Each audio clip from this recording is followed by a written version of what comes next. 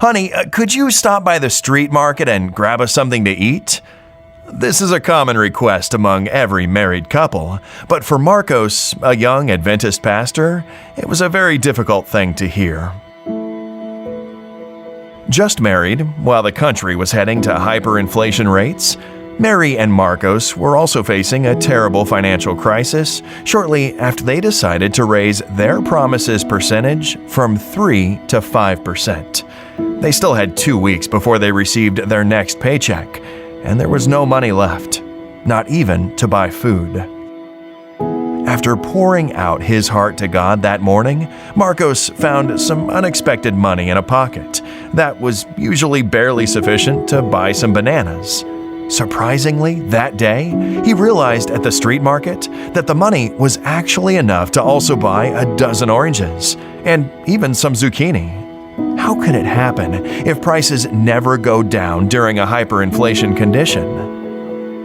Later, on that same day, while feeding their chicken in their yard, a neighbor offered him some lettuce and kale from their garden.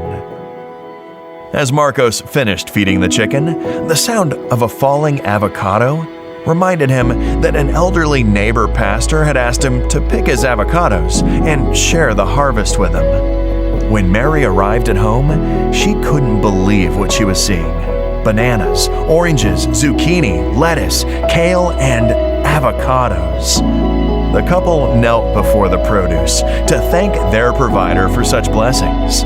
Realizing that it would be impossible for them to eat it all, Mary suggested they could share the food with Marcos's parents.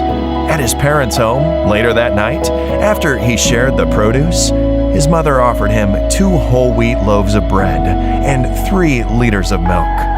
As Marcos drove back home, tears of awe for God's greatness flooded his eyes. God is the same yesterday, today, and forever.